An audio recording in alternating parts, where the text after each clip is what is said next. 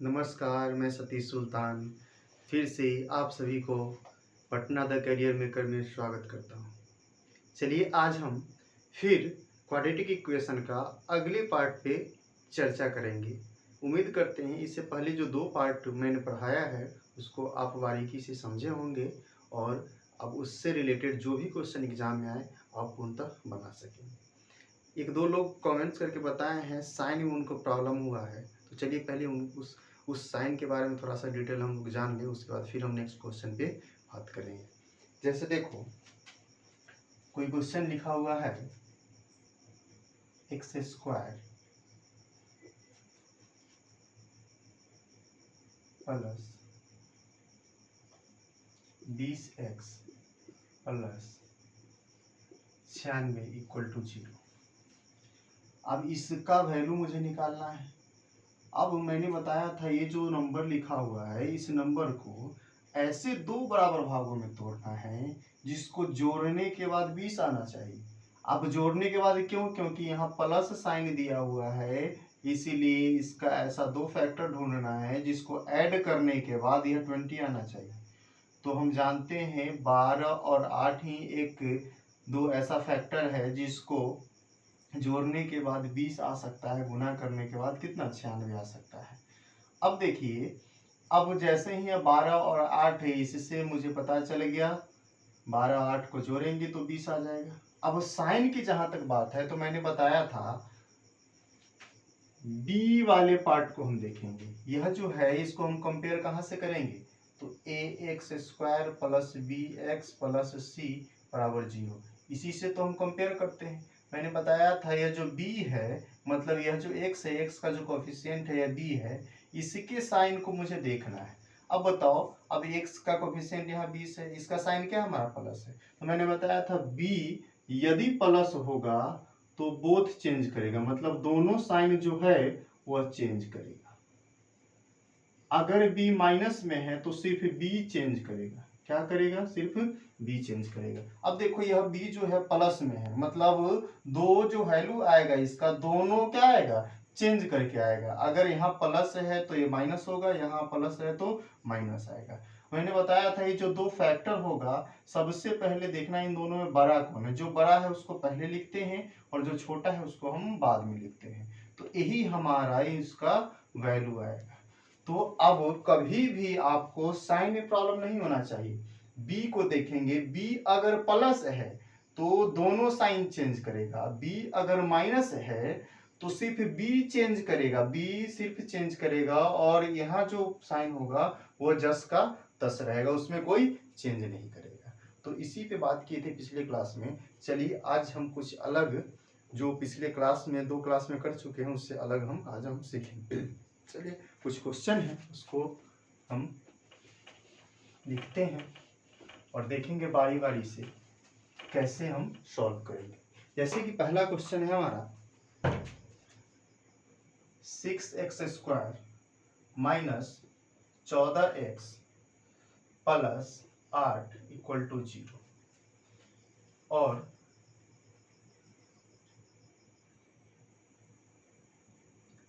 3y square minus 13y plus 12 equal to 0। ये question है और इसका संबंध निकालना है x और y के बीच क्या होगा, क्या रिलेशन होगा। तो मैंने बताया था ये जो यहाँ जो रहता है इसी का फैक्टर करते हैं, लेकिन कब करते थे? जब यहाँ जो एक्स स्क्वायर है इसका कोफिशिएंट सिर्फ 1 हुआ करता था, लेकिन इस बार क्या है 6 है। तो क्या करेंगे, इस 6 को और इस 8 को आपस में मल्टीप्लाई करेंगे। इन दोनों को जब हम मल्टीप्लाई करेंगे तो क्या आ जाएगा 8 इंटू 6 होगा, यही होगा। अब जो आएगा मल्टीप्लाई करके इसको ऐसा फैक्टर बनाना है जिसको अगर यहाँ प्लस है तो प्लस करने के बाद 14 आना चाहिए, अगर माइनस होता तो माइनस करने के बाद हमारा 14 आता। तो यहाँ प्लस है तो ऐसा 2 फैक्टर देखना था जिसको जोड़ने के बाद कितना आना चाहिए? 14 आना चाहिए। अब देखो अगर हम यह 8 गुने 6 किए हैं तो यह ऑलरेडी फैक्टर है, हो सकता है कहीं कहीं फैक्टर डायरेक्ट आपको न मिले तो फिर से गुना करने के बाद अपनी सुविधा के अनुसार इसके आधार पे आप फैक्टर निकाल पाएंगे। अब देखो 8 और 6 है तो चलो 8 और 6 14, मतलब जोड़ने के बाद 14 आ जाएगा। अब हम साइन के बारे में बात करेंगे। किसके बारे में? साइन के बारे में। बी को देखेंगे, बी अगर प्लस होता तो ए भी चेंज करता, ए भी चेंज करता, लेकिन बी क्या है? माइनस है, तो सिर्फ बी चेंज करेगा। प्लस माइनस है तो क्या हो जाएगा? ये प्लस हो जाएगा। अब यहाँ प्लस है तो प्लस का प्लस रहेगा। क्यों? क्योंकि ये साइन चेंज नहीं करेगा, जो रहेगा वही होगा, सिर्फ बी चेंज करेगा। अब देखो इन दोनों में बड़ा कौन है? तो 8 है, 8 लिख दिए। और ये क्या है हमारा? 6। तो 8 और 6। तो ऐसा नहीं है यही हमारा 8 और 6 दो मान आया, बिल्कुल नहीं। इस बार जो x का कोफिशिएंट है उससे हम डिवाइड करते हैं। अब बताओ, इससे पहले x का कोफिशिएंट सिर्फ 1 होता था और 1 से भाग दे तो कोई प्रभाव नहीं पड़ेगा, लेकिन यहाँ तो हमारा 6 है तो 6 से भाग देना पड़ेगा। 6 से यहाँ भी भाग देना पड़ेगा और 6 से यहाँ भी भाग देना पड़ेगा। जैसे ही हम भाग देंगे 6 से तो यह हमारा आ जाएगा, हम कैंसिल कर लेते हैं, तो 4/3। 4/3 मतलब 1.33। इसका मान क्या आया? 1.33 प्लस में। अब इसको हम अगर भाग दें तो क्या आ जाएगा? +1 आ जाएगा। मतलब x का दो वैल्यू मिल गया, ए 1 + 33 और 1 मिल गया। अब हम इसकी बात करते हैं। इसमें क्या करेंगे? इसका जो कोफिशिएंट होगा इसके साथ मल्टीप्लाई करेंगे। अगर मल्टीप्लाई किए हम तो क्या आ जाएगा हमारा? 12×3 = 36। अब जो यह 36 आया है इसको ऐसे दो भागों में हमको तोड़ना है जिसको जोड़ने के बाद 13 आना चाहिए। जोड़ेंगे क्यों? क्योंकि यहाँ प्लस का साइन है। अब देखो 36 को अगर हम तोड़ें तो ऐसा कौन सा फैक्टर होगा जिसको जोड़ने के बाद 13 आना चाहिए? तो हम अगर देखते हैं 36 को तो 9×4 हम कह सकते हैं। 9 चौक 36 होता है और इन दोनों को जब ऐड करेंगे तो हमारा क्या मिल जाएगा? 13 मिल जाएगा। अब फैक्टर तो हमारा मिल गया। यहाँ देखिए डायरेक्ट मिला था, लेकिन यहाँ 36 आने के बाद इसको तोड़ने के बाद 9 और 4 अपनी सुविधा के अनुसार इसके आधार पे हम तोड़े हैं 9 और 4। अब देखिए, अब साइन के बारे में बात करते हैं। अब देखो बी यहाँ क्या है? निगेटिव है। जैसे ही निगेटिव है तो सिर्फ बी चेंज करेगा, पर निगेटिव है तो ये प्लस हो जाएगा, पॉजिटिव हो जाएगा, और ए तो चेंज नहीं करेगा, प्लस का प्लस रहेगा। अब देखो दोनों में बड़ा कौन है? तो 9 है, और उसके बाद क्या है? 4 है। तो बड़ा को पहले लिखते हैं, छोटा को बाद में लिखते हैं। अब देखो इसका कोफिशिएंट क्या है? 3 है, तो 3 से दोनों में भाग देंगे, इसमें भी देंगे और इसमें भी देंगे। अब बताओ जैसे ही हम इसमें भाग देंगे तो इसका मान आ जाएगा +3 और इसका मान क्या आ जाएगा? 1.33 प्लस में। अब यहां से हम कंपेयर करेंगे इन दोनों के बीच क्या रिलेशन हो सकता है। अब देखो सबसे पहले हम इससे कंपेयर करते हैं। जैसे इससे इसको हम कंपेयर करेंगे तो 1.33 है, यहाँ 3 है, तो क्या आ जाएगा? ये छोटा होगा, ये बड़ा होगा, तो हम कह सकते हैं यहाँ से छोटा होगा। अब फिर इसको इसके साथ करते हैं कंपेयर। इसको इसके साथ जैसे हम कंपेयर करेंगे तो दोनों बराबर है, तो हम कह सकते हैं बराबर होगा। इसी से कंपेयर किए तो छोटा, एक केस में छोटा आया, एक केस में बराबर आ गया। अब हम इसी से कंपेयर करते हैं। यहाँ 1 है और यहाँ 3 है, तो 3 बड़ा है मतलब ये छोटा है, तो छोटा है ही। अब बताओ इस 1 है यहाँ 1.3, तो इससे भी हमारा क्या है? छोटा है। तो हमारा रिलेशन क्या हो जाएगा? लेस इक्वल का, छोटा और बराबर का। तो यहाँ पे हम कह सकते हैं जो 5 ऑप्शन हमको दिया जाता है एग्जाम में उसमें से हमारा एक ऑप्शन रहेगा लेस इक्वल, और वही हमारा सही आंसर कहलाएगा।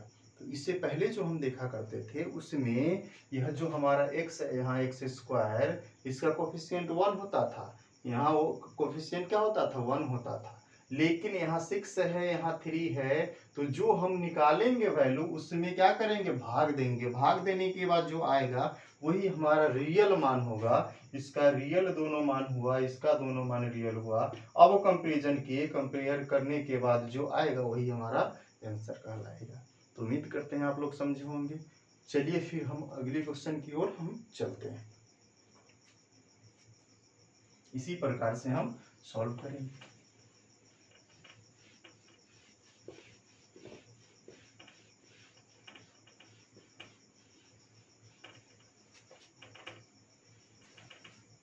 अगला क्वेश्चन है हमारा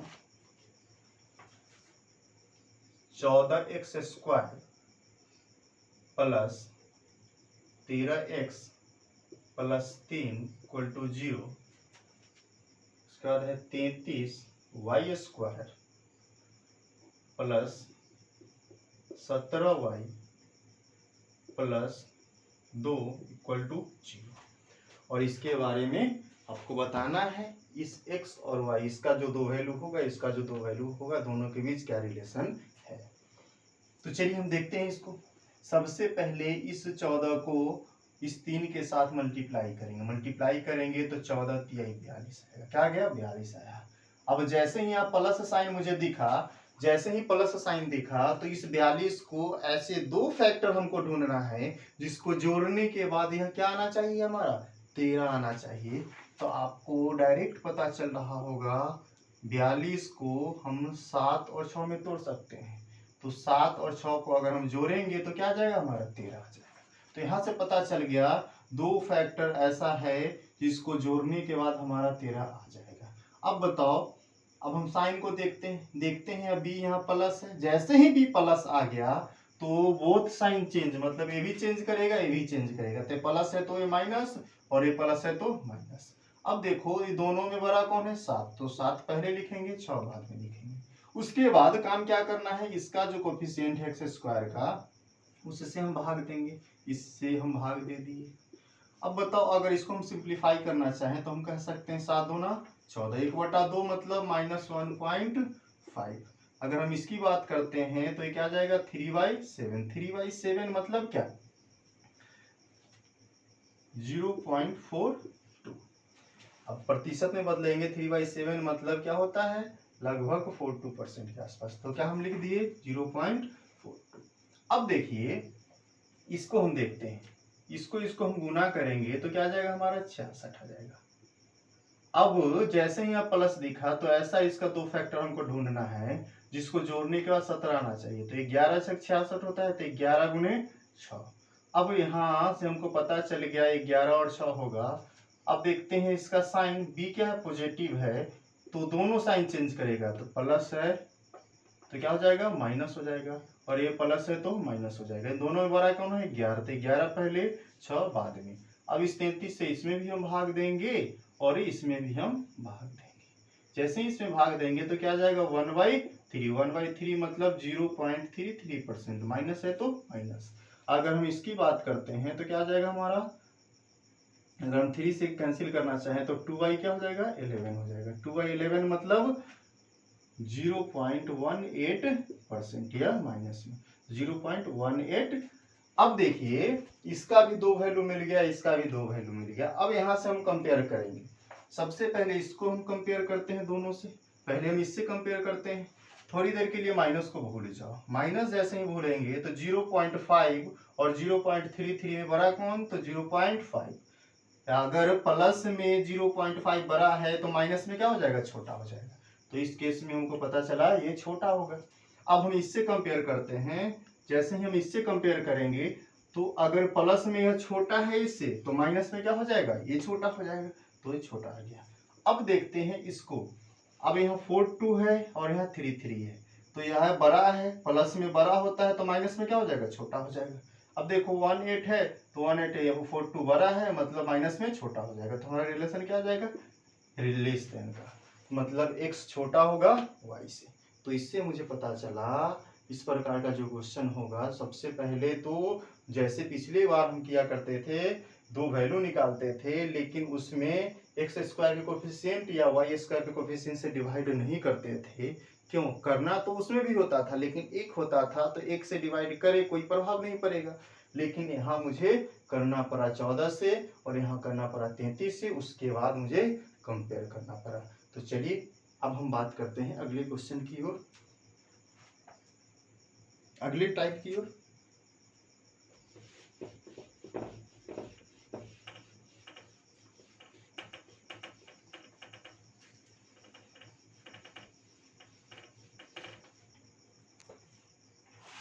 अगला क्वेश्चन है हमारा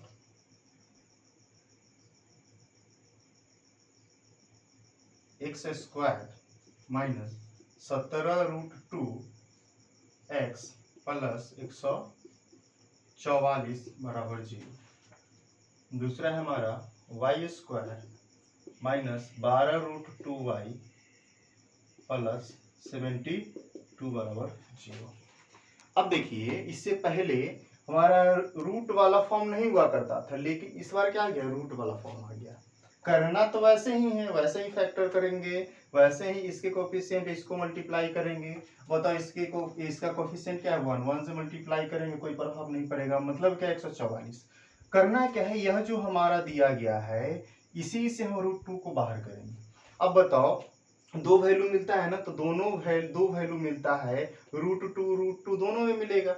तो हम संयुक्त रूप से हम इससे सबसे पहले हम 2 को बाहर कर लेते हैं। अब बताओ अगर हम इससे 2 को हम बाहर करें 144 से, तो 2 गुने क्या आ जाएगा हमारा 72। तो सबसे पहले यहाँ जो रहे उससे, अगर यहाँ रूट 2 है तो 2 बाहर करेंगे, रूट 3 तो 3 बाहर करेंगे, रूट 5 तो 5 बाहर करेंगे। अब यह जो 72 है इसको ऐसे दो भागों में तोड़ना है जिसको जोड़ने के बाद 17 आना चाहिए। तो हम कह सकते हैं 9 8 72 होता है, तो 8 और 9 में हम तोड़ दिए। अब देखिए, अब साइन को देखते हैं, बी यहाँ निगेटिव है तो सिर्फ बी चेंज करेगा, तो निगेटिव है तो पॉजिटिव, और ये तो सेम रहेगा। अब बताओ दोनों में बड़ा कौन है, तो 9 और ये 8 आ गया। अब देखिए यहाँ जो 2 को बाहर निकाले थे, तो यह 2 इसमें और इसमें दोनों में बटेगा। तो 2 को अगर हम तोड़ेंगे तो हम कह सकते हैं रूट 2 और रूट 2 में तोड़ सकते हैं। तो एक रूट 2 इसके साथ आ गया और एक रूट 2 इसके साथ आ गया। अब हम बात करते हैं इसका। अब बताओ यह जो 72 है, यहाँ रूट 2 है, तो सबसे पहले क्या करेंगे, इससे हम 2 को बाहर करेंगे। तो 2 इंटू 36। अब ये जो 36 है इसको ऐसे दो बराबर भागों में तोड़ना है जिसको जोड़ने के बाद क्यों, क्योंकि यहाँ प्लस छुपा हुआ है, जोड़ने के बाद हमारा क्या आना चाहिए, 12 आना चाहिए। तो हम जानते हैं अगर 36 को हम तोड़े तो 6 गुने 6 में हम तोड़ सकते हैं, और जोड़ेंगे 6 6 को तो क्या आ जाएगा, 12 आ जाएगा। अब देखिए यहाँ बी को देखते हैं, निगेटिव है मतलब सिर्फ बी चेंज करेगा तो ये प्लस हो जाएगा, और ये समान रहेगा, प्लस का प्लस रहेगा। अब देखिए 6 है तो यहाँ भी 6 और यहाँ भी 6। तो 2 को बाहर निकाले थे तो 2 में से रूट 2 इसके साथ आ जाएगा, रूट 2 इसके साथ आ जाएगा। अब इसका भी 2 वैल्यू और इसका भी 2 वैल्यू आ गया। अब हम कंपेयर करेंगे। अब देखिए इसको हम सबसे पहले इन दोनों से कंपेयर करते हैं। इससे हम कंपेयर करेंगे, देखिए रूट 2 यहाँ भी रूट 2 का मतलब ही नहीं है। सिर्फ हम देख लेते हैं 9 और 6, तो 9 6 में बड़ा कौन है, तो 9 बड़ा है, तो यहाँ से पता चला ये बड़ा हो गया। और दोनों समान है तो किसी एक से हम तुलना कर लिए। अगर हम इसकी बात करते हैं तो 8 6 से बड़ा है, मतलब बड़ा है। तो ये दोनों केस में हमारा हम कह सकते हैं यह x का जो मान होगा बड़ा होगा किससे, तो y से होगा, और यही हमारा क्या आंसर आ गया। तो चलिए, अगर रूट वाला हो तो सबसे पहले जहां जो रूट यहाँ हो, अगर रूट 2 है तो 2 बाहर करेंगे, 3 है तो 3 बाहर करेंगे, 5 होगा तो 5 सबसे पहले हम बाहर करेंगे। चलिए, उम्मीद करते हैं सभी लोग को समझ में आया होगा। फिर हम आगे की ओर बात करते हैं अगले क्वेश्चन पे।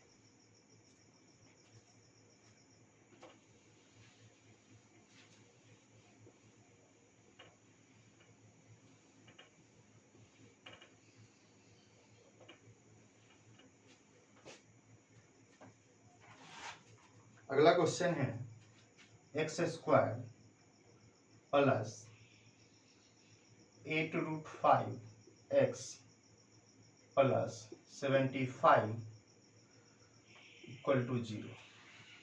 दूसरा है हमारा y² plus 10√5y plus 125 equal to 0। अब देखिए यहाँ √5 है तो सबसे पहले इससे हम 5 को बाहर करेंगे। 5 बाहर करेंगे तो क्या हो जाएगा, 15 गुने 5, मतलब 5 बाहर होगा तो 75 से क्या बचेगा, 15। अब देखिए इस 15 को ऐसे दो बराबर भागों में तोड़ना है जिसको जोड़ने के बाद हमारा क्या आना चाहिए, 8 आना चाहिए। तो हम कह सकते हैं 5 × 3 में इसको हम तोड़ सकते हैं। अब देखिए, अब बी को देखेंगे, क्या है, प्लस है मतलब दोनों साइन चेंज करेगा, माइनस माइनस हो जाएगा। अब देखो दोनों में बड़ा क्या है, तो 5, और ये क्या है हमारा 3। √5 है तो 5 को दो भागों में बांटना है, तो √5 में हम कह सकते हैं। तो ये भी हमारा √5 और यहाँ से हमारा √5। अब देखिए हम इसकी बात करते हैं। जैसे ही √5 दिखा तो सबसे पहले 5 बाहर करेंगे, तो मुझे मिल गया क्या, 5 × 25, बचा क्या हमारा 25। 25 को ऐसे दो बराबर भागों में तोड़ना है जिसको जोड़ने के बाद हमारा क्या आना चाहिए, तो 10 आना चाहिए। तो 5 × 5 में हम आराम से तोड़ सकते हैं। अब देखो बी को देखें, प्लस है तो दोनों क्या हो जाएगा, माइनस हो जाएगा। ये भी 5 और ये भी 5। अब देखिए यहाँ 5 है तो ये √5 इसके साथ भी आ जाएगा और इसके साथ भी आ जाएगा, मतलब इसका भी 2 वैल्यू मुझे मिल गया और इसका भी 2 वैल्यू मिल गया। अब हम कंपेयर करते हैं। अब देखो इससे हम कंपेयर किया तो -√5 ये भी -√5 ये भी, या सिंपल हम कहें √5 सब में है तो सिर्फ इंटीजर वैल्यू से हम देख लेते हैं। अब देखिए 5 है, यहाँ भी 5 है, तो माइनस में भी तो हम कह सकते हैं यह बराबर है। अब इससे कंपेयर करें क्योंकि दोनों बराबर है तो दोनों के लिए बराबर का ही आएगा। अब देखो अब ये -3 है और -5 है, √5 को छोड़ देना है क्योंकि बराबर है तो इसको इग्नोर कर देते, उससे कोई प्रभाव नहीं पड़ेगा क्योंकि सबके साथ वही है √5। अब देखो -3 और -5, -3 हमारा क्या होगा, बड़ा होगा -5 से। ऐसा क्यों, क्योंकि जो वैल्यू छोटा होता है और वह माइनस में बड़ा हो जाता है। तो बताओ 3 और 5 में 5 बड़ा है लेकिन माइनस लगने के कारण यह 5 छोटा हो जाएगा और 3 बड़ा हो जाएगा, तो हम कह सकते हैं इसके लिए क्या हो गया, बड़ा हो गया। तो यह हमारा आंसर क्या आ जाएगा, ग्रेटर इक्वल, और यही हमारा आंसर, मतलब यहाँ हो जाएगा x ग्रेटर इक्वल। ठीक है, तो चलिए आज तक जो मैंने 3 वीडियो में जो मैंने बताया, किसी भी एग्जाम का चाहे SBI PO हो, IBPS हो या RRB एग्जाम हो, इसी 4-5 प्रकार के क्वेश्चन पूछा जाता है। एक टाइप और है लीनियर इक्वेशन, जो अगले वीडियो में हम चर्चा करेंगे, वो भी उससे भी क्वेश्चन कभी कभी आता है। बाकी जो मैंने 3-4 टाइप बताया, इसी टाइप के इर्द गिर्द सारा क्वेश्चन घूमते रहता है। थोड़ा सा बारीकी से समझना है और जितना मैंने वीडियो बनाया है उसको बार बार आप लोग देखिए और उसके आधार पर अभी तक जो भी क्वेश्चन पूछा गया है उससे आप प्रैक्टिस करें। प्रैक्टिस कीजिएगा तभी आप जल्दी बना पाइएगा। चलिए आज के लिए इतना ही। Thank you.